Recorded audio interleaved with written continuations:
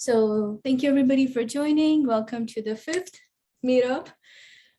So again, Antal and I and Amira usually hosted. Amira couldn't join today. And we also get help from Francesco and University of KwaZulu-Natal, who are generously hosting us and giving us the logistics. And also you can see all the video recordings on their YouTube channel.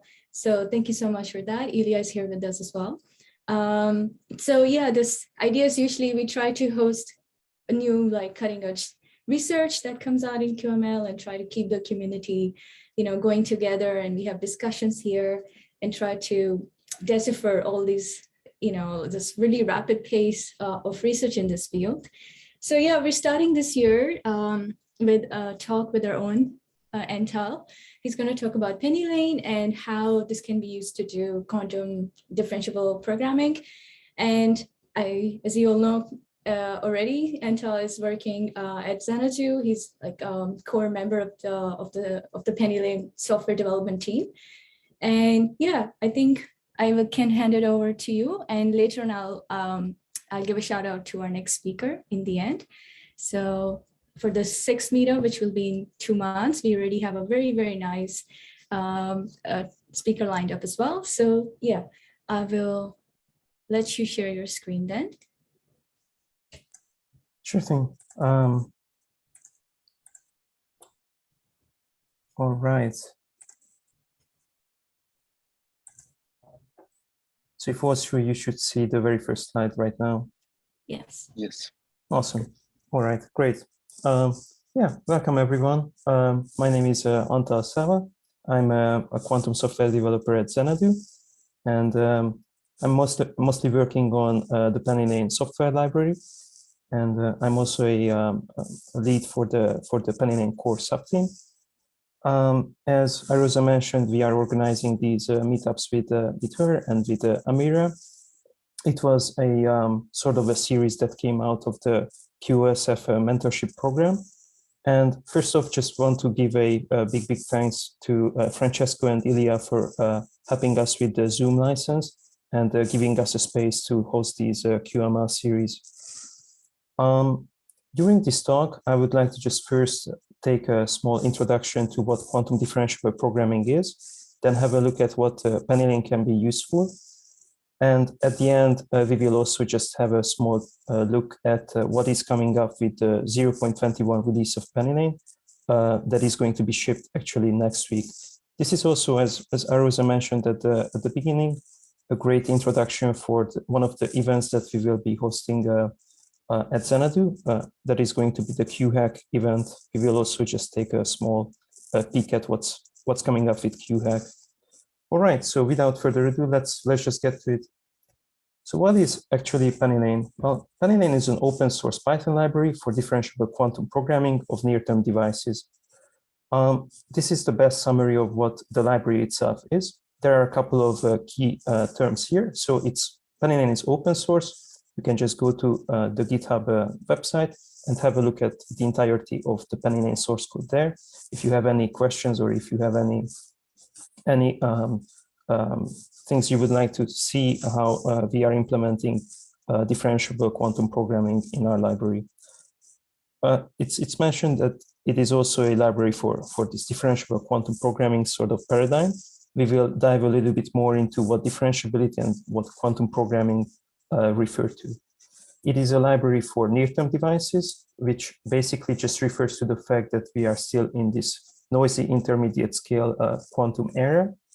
So most of the quantum devices that we are using are noisy in nature, and we are still trying to push for a fault-tolerant quantum computational era. So first of all, what is differentiable programming? Well, it's a paradigm that pretty much stems from machine learning and deep learning. The idea behind the differentiable programming is that while writing our programs and implementing functions, if we implement extra functions that are defining the gradients of our functions, we can then basically differentiate over our entire program. The idea is to provide end-to-end differentiability for our programs just by providing gradients to each of the functions that we define. There are multiple software libraries out there for classical machine learning. So TensorFlow, PyTorch, Qhack are examples to such libraries. The idea is that you can register gradients using these libraries. So just as a summary, differentiable programming has been an upcoming paradigm in machine learning. Next to differentiable programming, another field of science has also been developing a lot. That was quantum computation. And the main idea behind quantum computation is that you can execute quantum circuits on quantum devices. Well, what are these quantum circuits? They are basically building blocks that can perform quantum computation and by encoding quantum information. So in the right-hand side, what you see is a quantum circuit.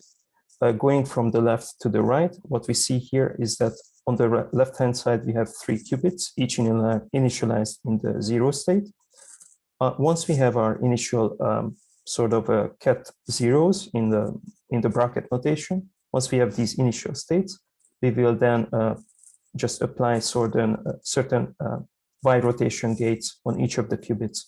These Y rotation gates as a whole can be then referred to as a unitary transformation within the quantum circuit itself. And we can parameterize this by some sort of a theta parameter vector. We will come back to this theta and observe it from other angles later on as well.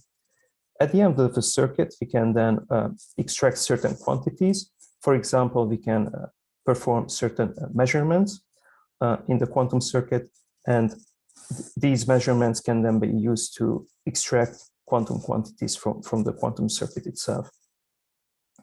One of the things we are most curious about, for example, related to quantum machine learning as well, is getting the expectation value of certain observables, which are basically Hermitian observables in practice. So, for example, if we would like to get the expectation value of some sort of a B observable using a principle that is referred to as the Born rule, we can express this expectation value with this expression on the right-hand side.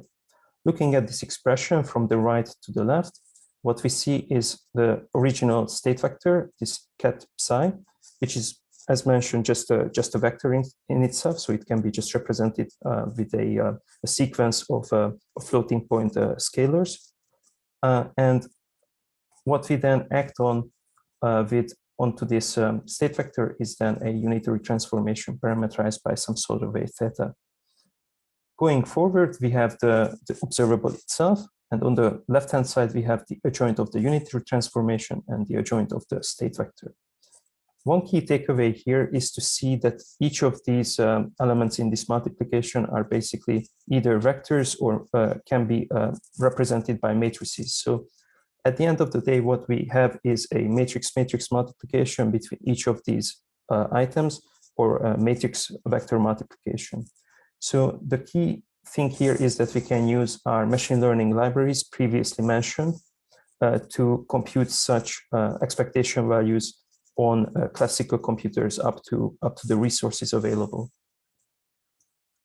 So once we get these two paradigms together, we get differentiable programming and quantum computation together. What we can then explore more is something that is referred to as quantum differentiable programming.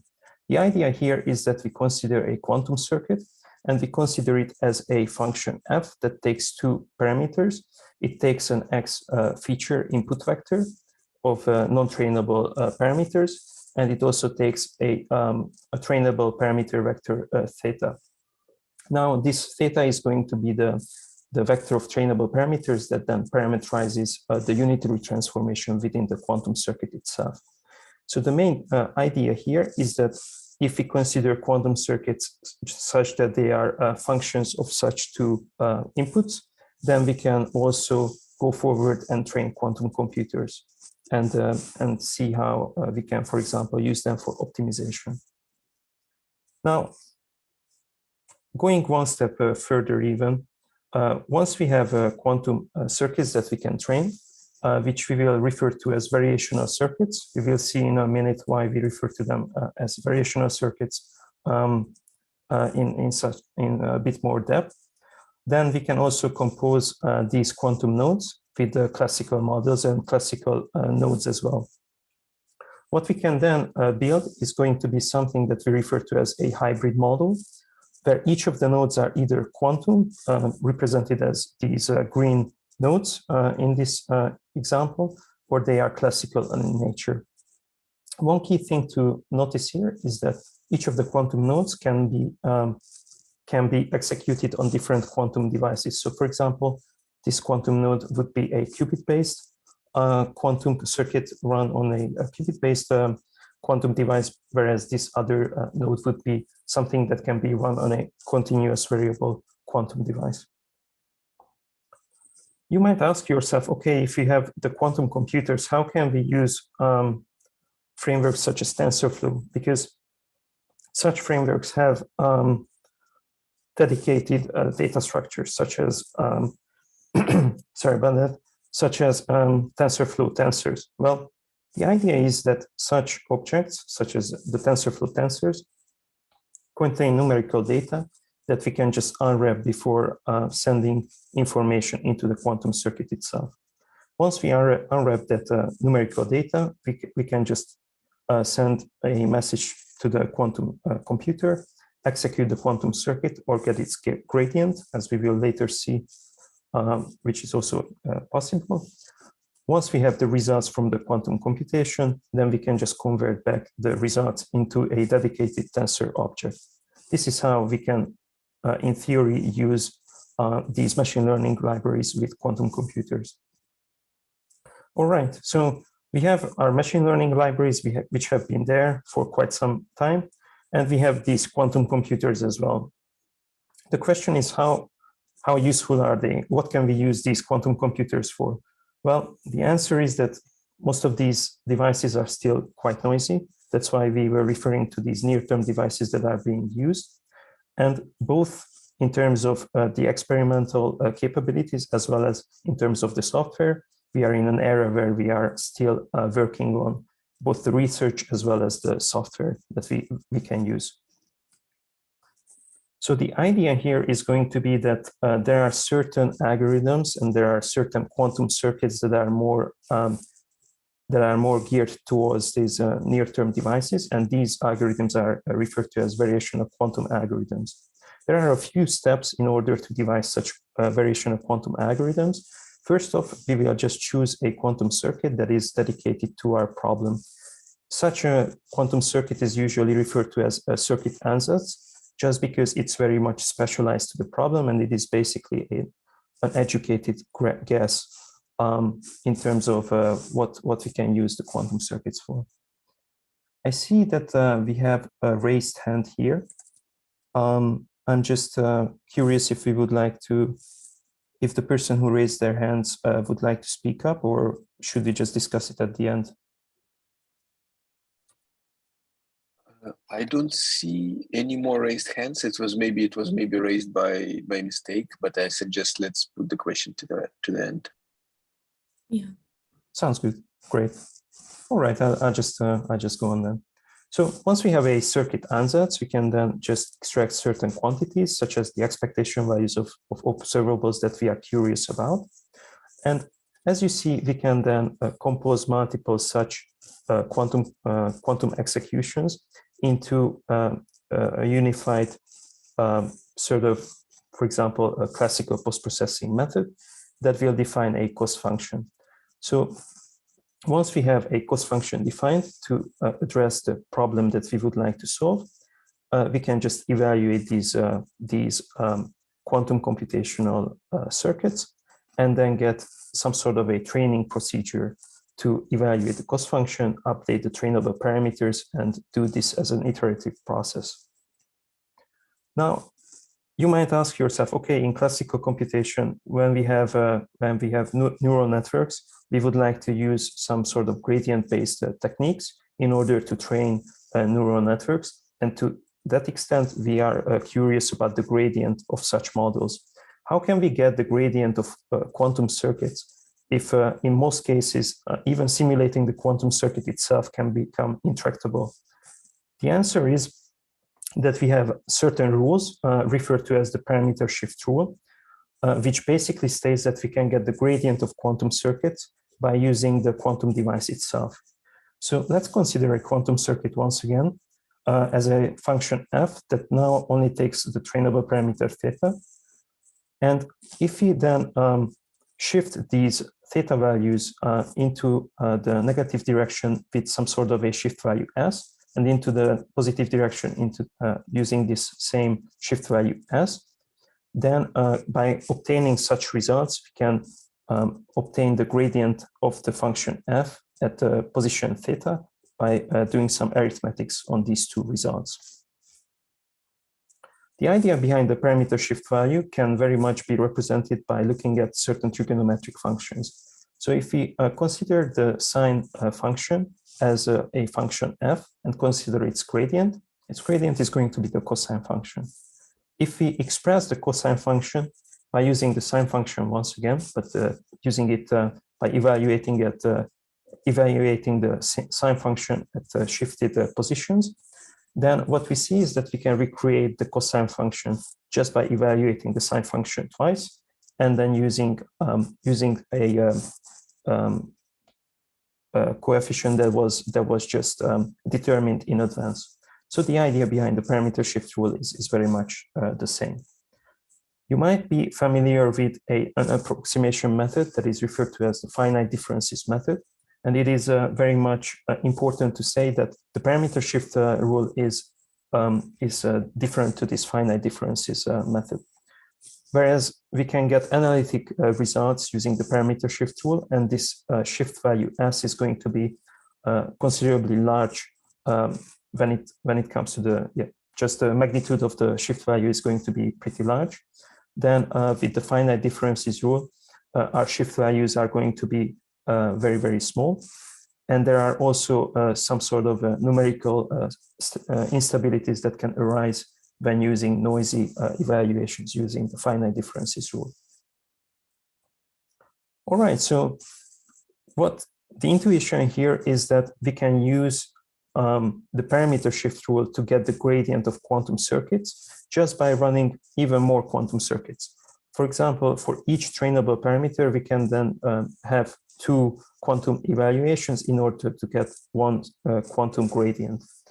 So once we get the gradient of such quantum circuits, we can then use our training procedure of hybrid models and train these hybrid models using gradient-based optimization methods, such as the gradient descent algorithm. All right, so at this point, I would just like to see how PennyLane can be used to do such training procedures, and see what really is something that we are excited about nowadays in PennyLane. First off, let's have a look at a simple example using PennyLane. If we have a quantum circuit of a single qubit that we first initialize into 0 state, let's assume then that we act on this single qubit with first an x rotation, and then with a y rotation, and at the end of the circuit, we then conduct a measurement in the z basis. The thing that we would like to do, represented on this block sphere, is that first we have the 0 state, and then we would like to just transition from this 0 state into the 1 state by carrying out these two rotation gates. Well, coding this up in PennyLane is going to come as follows. First off, we just import PennyLane, and in this example, we will also be using PyTorch and PyTorch objects, so we import PyTorch itself. We will be using a dedicated PennyLane plugin. PennyLane allows connecting to other quantum software libraries, and in this very example, we would like to connect to the AWS Bracket plugin. The good thing about AWS Bracket is that you can connect to several providers. So in this case, we will be connecting to a real QPU using Rigetti's QPUs available online. So using this QML.device top-level function, we will create a PennyLane device by specifying its name, specifying extra details required for AWS Bracket, specifying the number of qubits. These wires are referring to the qubits in PennyLane. The reason why we have this name is just because you can also simulate continuous variable devices using PennyLane. And we also just give a folder that can be used to record our results using AWS Bracket. So this is how we create a PennyLane device. Once we have our device, we will then create a quantum node that can be plugged into a cost function later. The way we create this quantum node is by using the QML QNode decorator. We pass in the device and we specify the interface which we set to the PyTorch interface. The circuit itself is going to be purely a Python function, and it will describe the quantum circuit that we have seen at the previous slide. So it will take two input parameters, phi1 and phi2. The quantum circuit itself will consist of an X rotation and a Y rotation gate, both acting on the first qubit. And at the end, we will then return the expectation value of the Pauli Z operator acting on the first qubit. Once we have our quantum node defined, we can then just finish up by defining the entire optimization technique that we would like to perform. We will define a cost function that will use this expectation value that we are computing from the quantum node.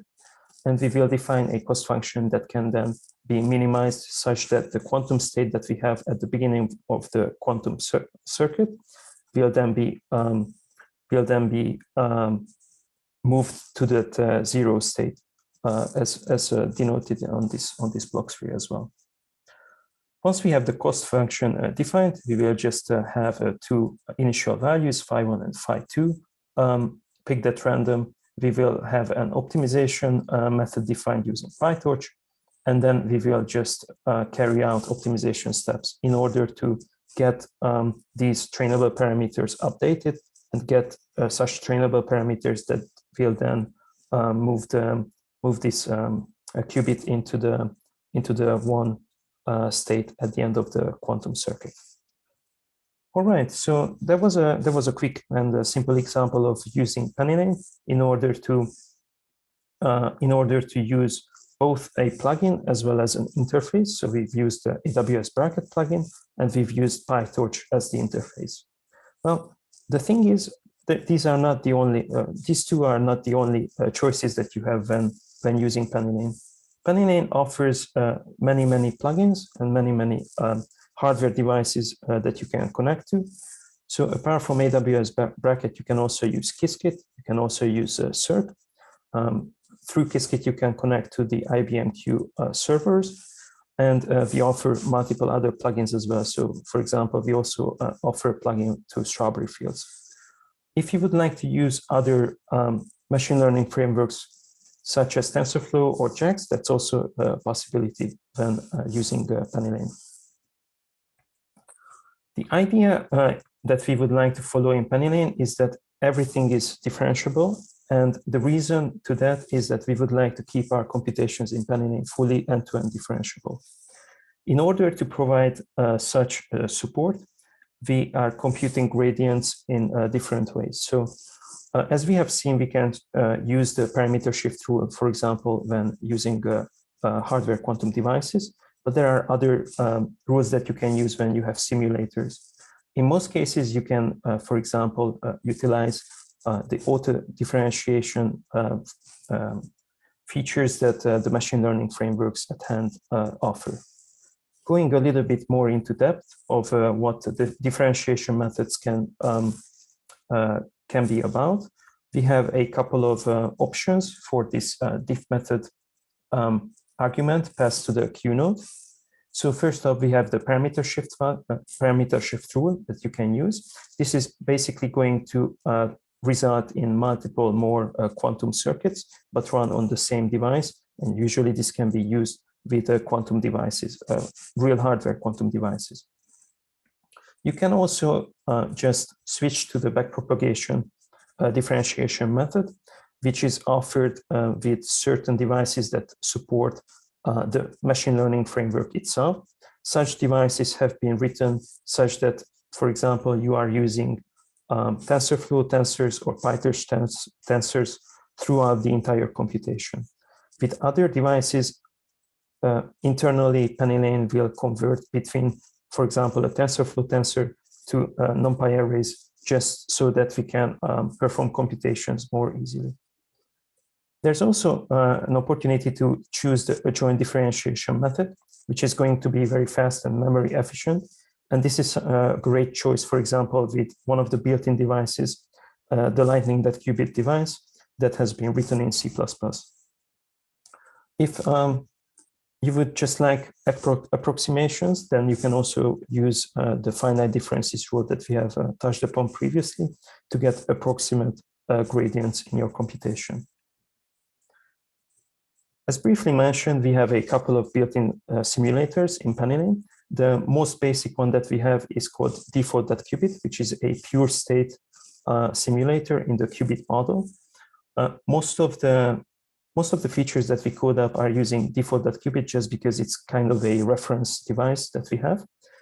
Variants to this default.qubit device also support each of the frameworks that we have. So we have a variant, for example, for Tensorflow, for Torch, as well as for Qhack. We have another basic device that is more geared towards the continuous variable system, the default.Gaussian device. This can be used to simulate more basic circuits in this continuous variable model. If you would like to simulate noise and get more realistic, so to say, with the simulations that you are carrying out, you can use the default.mixed simulator that is a density matrix simulator in PennyLane.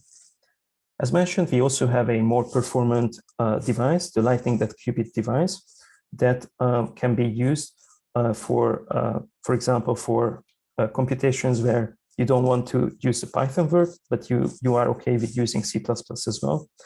Such a choice will also make your training go faster, fortunately. It might be that you are completely new to PennyLane and you've used other quantum computing frameworks such as Qiskit or Python. PennyLane offers the ability to load your existing code from Qiskit or Python using this QML.fromQuiskit or QML.fromPython function. So the idea here is that you can just define a quantum circuit in Qiskit, and you can just include that in the Q node that you are defining in PennyLane. As we've seen, and as we are seeing in the literature, there are many building blocks in quantum circuits and in quantum nodes that we can reuse. Such building blocks can be basic state preparations, embeddings, or certain layers that are coming up and up each time in the literature.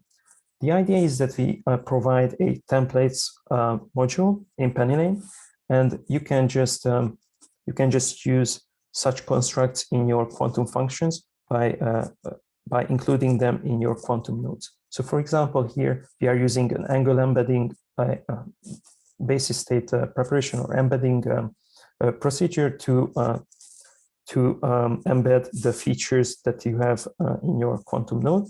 And then afterwards, we are using strongly entangling layers to create entanglement between the qubits and to provide some sort of a procedure for training your circuit. In PennyLane, we also offer a quantum chemistry subpackage, the PennyLane QChem package. This is mostly used to convert from electronic molecular structures to PennyLane observables and PennyLane Hamiltonians. One thing here is that this subpackage uses other quantum chemistry packages, PySCF or Psi4. Due to these dependencies, we've recently been looking into providing code in quantum chemistry that does not depend on such external packages. This is something that is contained in this QML.hf module. We will get to that in a bit. But one key takeaway here is just that there are many functions that you can use in PennyLane related to quantum chemistry, and we are just extending these functions and features as we are going forward. So you might ask yourself, okay, you've picked up a couple of things maybe throughout this talk. Some things might have been things that you would like to just look at. How can you do that? Well, at PennyLaneai, there is an extended list of examples using PennyLane. There are many examples from the literature that have been implemented using PennyLane. So there are many great demonstrations there that you can have a look at. So there are a couple of things that we've been excited about with the latest version of PennyLane, that was 0.20. One of them was a new circuit drawer that shipped with that release. The idea here is that you can use this QML.drawMPL top-level function to draw your Q nodes, and you will get a nice representation of the quantum circuit if you have the Matplotlib framework installed on your PC. One thing that I've briefly mentioned was a QML.hf module, which actually refers to this differentiable Hartree-Fock solver module that has been added to PennyLane. This is a growing module within PennyLane that is meant to sort of replace the previously mentioned PennyLane QChem subpackage. And what it allows at the moment is to train quantum chemistry circuits, not just based on the gate parameters to these circuits, but also you can train the basis set parameters of your molecules, or you can train the geometric structure of the molecule itself. So it's something that comes with great power. All right, we've briefly mentioned that we have an event coming up that is Qhack. It's coming up very soon. This Qhack event is basically a set of questions that can be solved. There will be speakers as well at Qhack, and you will get a grasp of the latest and the greatest of quantum machine learning research there. There are also great prizes. So I would just encourage you, if this piques your interest, to check out Qhack.ai and sign up as the event is coming up very soon. If you would like to learn a little bit more about quantum computation and start your journey, for example, there, you can also check out the Xanadu quantum codebook at codebook.xanadu.ai. There are many examples that have been worked out using PennyLane, and it's a great way for learning quantum computation. It's also growing. So if I'm not mistaken, for example, there have been new chapters added, for example, on Shor's algorithm quite recently. All right. At the very beginning, I've mentioned that we have a new release coming up, and this release is coming up just next week. So I would just like to give a very small sneak peek into a couple of features that are shipping. It is not meant to be a very extensive sneak peek, but just a couple of features picked out. If you're interested, you can just also check out the release notes that will be published early next week, likely on Tuesday. So first off, we are adding a qubit tapering capability to PennyLane, and the idea here is going to be that you can use your Hamiltonians and Hartree-Fock states that you would like to have in your quantum chemistry workflows, and use tapering mechanisms. So use mechanisms from this HF module to generate certain Hamiltonian symmetries that can be used then to transform the Hamiltonian itself and to transform your Hartree-Fock state as well. On the right-hand side, what you may just see is that first off, we had the Hamiltonian on 4 qubits, and using these qubit tapering mechanisms, we could taper off qubits and transform this Hamiltonian into another Hamiltonian that only uses 2 qubits. Another great feature that we'll be shipping with the latest release of PennyLane is an integration with the kiskit runtime workflow that kiskit has released, I believe last year it was. The idea here is that you can create kiskit programs. You can upload them to this kiskit runtime registry. Once you have your programs uploaded, you can then just send jobs to the kiskit runtime service to call the programs itself, and then to get the results or intermediate results back from the back from the service up at IBM Q. It's a great way of getting your circuits run faster, just because you have sent for example, a bunch of quantum circuit evaluations to the service in a bulk. So you can get your training, for example, faster potentially. Using PennyLane, you can just use the new capabilities in the PennyLane kiskit plugin. So first off, you would upload a VQE runner specific specific program that we have defined in the PennyLane kiskit plugin. Apart from this program, we also have a circuit sampler and another circuit runner program in PennyLane. So you can just choose from these three. Then you choose a quantum circuit that you would like to simulate, choose a Hamiltonian, and once you have these building blocks, you can just call the VQE runner, choose a backend that you would like to have your simulations carried out on, and then use an optimizer that is going to be, in this case, the SPSA optimizer. So it's really exciting to have this feature in, just because using PennyLane kiskit, you can now send these jobs to the kiskit runtime service. Last, I would just like to show a small upgrade that came to the Qhack interface. The idea is that with the new release of PennyLane, this 0.21 release, you will be able to evaluate and get the gradient of quantum nodes using Qhacks, where the quantum node itself is vector valued. So in this case, we have a QML.props return value in the quantum node, which will return basis state probabilities and multiple of them. So you can evaluate this quantum circuit, and you can get the Jacobian of the quantum circuit with regards to the two trainable parameters that you have inputted. All right, that's pretty much what I had in mind to talk about. It's really exciting that I could share these things with you, and I could talk about PennyLane. So yeah, I welcome every and all questions if you have. Thank you so much, Antal. Such a wonderful talk and looked so nice. So we have some good questions. I will start maybe from the latest one. So somebody's asking if quantum chemistry packages will be available for Windows.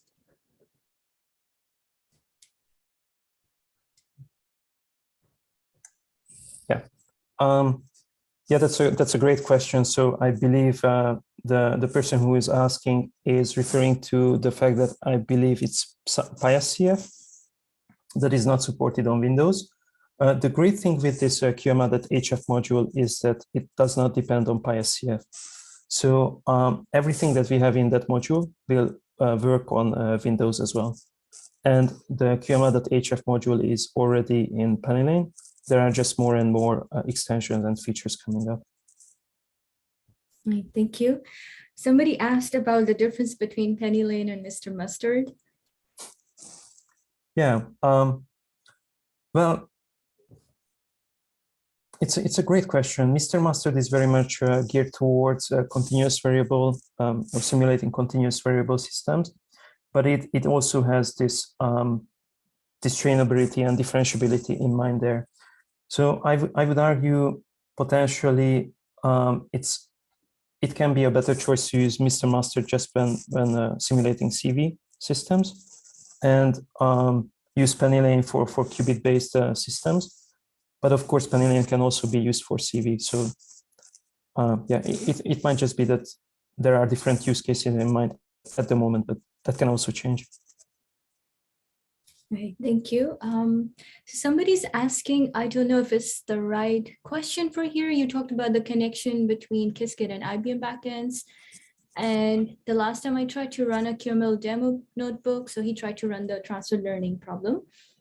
On a real backend, the runtime was very large, so I had to stop training. Is this a known problem?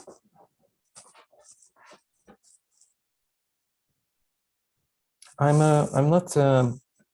not aware of such problems, but it could very well be. To be honest, might be a couple of things. So with kiskit, I believe you would be put into a queue. So if you are sending jobs, it might be that just the waiting time in the queue itself could increase if IBM queue is very busy at the time. And at the beginning of the talk, we also saw that we are using the parameter shift rule, for example, to compute gradients. It might be that getting a single gradient will then generate multiple such jobs. We are sending such jobs in a batch using PennyLane kiskit right now. But if you know, the number of circuits surpasses the batch size, it might be that will then create multiple jobs as well. All right. So Alexander, if you have any follow-up questions, you can ask again. Thank you, Antal. So Emil was asking if there will be some incorporation of NVIDIA Q Quantum SDK with PennyLane. Yeah, that's a great question. So yes, the Lightning qubit simulator is something that could be very much toggled towards using GPUs, for example. So it's possible. Let's see how it goes there. Until then, I believe Emil might already know this, but we have the PyTorch simulator that can be used for GPUs. But indeed, the Q Quantum, the new features using Q Quantum are really promising. All right, thank you. So Gideon is asking if there will be a QML version of the codebook available. So right now it just has quantum computing tutorials. Mm-hmm. Yes, yeah, that's an amazing question. I have no idea, I must admit, but I can ask about that internally, because that could be really great to have. Yeah, I think it'll be added with times also. I mean, already PennyLane website has a lot of really nice tutorials for QML if you're interested. So you see the code and everything already. So, you know, adding that to the code book, it doesn't, you know, add a lot. So maybe it just puts everything in one place, but you already have, like, PennyLane's website has a lot of really good resources for anybody who's interested in QML. So I can point you guys to that. So Hassan is asking, does PennyLane offer a reliable QML programming platform that we can depend on to build QML projects, or is it just a simulator? Please clarify. I think there's a lot that PennyLane offers, as Antal said, but yeah, he's asking if it's just a simulator. So I'll let you answer. Yes, it's so PennyLane itself doesn't offer hardware devices. What PennyLane offers is the ability to connect to hardware devices. So we offer features to connect to IBM Q, to connect to Rigetti's QPUs, use AWS Bracket, for example, to connect to IonQ as well. You can use our Honeywell plugin to connect to Honeywell or connect to AQT's devices. So in that sense, yes, PennyLane offers simulators only, but it also offers a feature to connect to real quantum hardware from different providers. Yeah, and we have the Strawberry Fields also for our own photonic hardware. Anybody? The PennyLane also connects to that, right? Exactly. So that's true. So mostly for this was kind of indeed an answer for the qubit-based models. Using the Strawberry Fields plugin, you can connect to Xanadu's hardware, which is basically just in this picture right here. So you can just run simulations using 8 modes, for example, in this continuous variable system. Yeah. Yeah. So maybe last question.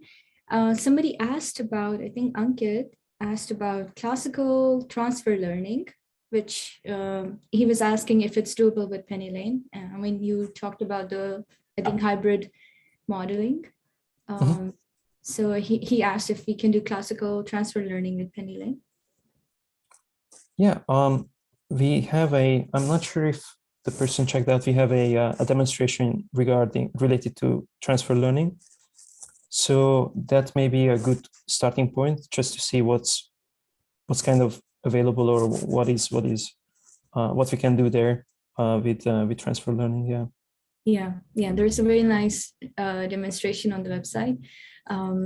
But yeah, PennyLane is really nice in integrating classical machine learning and hardware that different companies offer, and very nice simulators. And I've also personally worked with the team, and I think it's one of the most brilliant, and very, very talented people. And PennyLane was really, I think, the first of the kind of softwares that offer differentiable programming in the quantum region. And it has really led the way so far as well in this whole field. Now, a lot of other people are starting to look up to this. So yeah, somebody's asking if you guys are hiring. Yeah, yes, definitely. So going to Xanadu.ai and the careers page there, you can have a look at the current offerings. But definitely, we are always looking for great people to join the team. Yeah. Thank you so much, Antal. This was a wonderful talk. I hope people have they're now excited about PennyLane and the Qhack. And thank you so much for a very, very lovely slides and wonderful talk. So if there are no more questions, I'll quickly just give a shout out to the next talk that we have in 2 months. Let me share my screen. So do you see my screen? Yes. Thank you.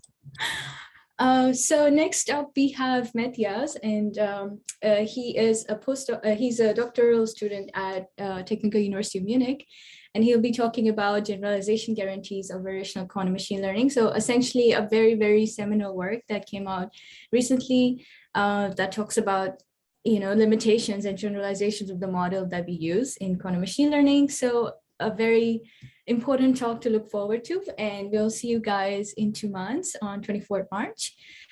So yeah, this would be at 7 p.m. but we always, if there are any changes, we always communicate with you guys on social platforms as well. So yeah, thank you so much everybody for joining. I hope I see you soon in a couple of months. And thank you so much, Antal, for your talk. Thank you, Ilya, for hosting us and being there for us, taking care of us.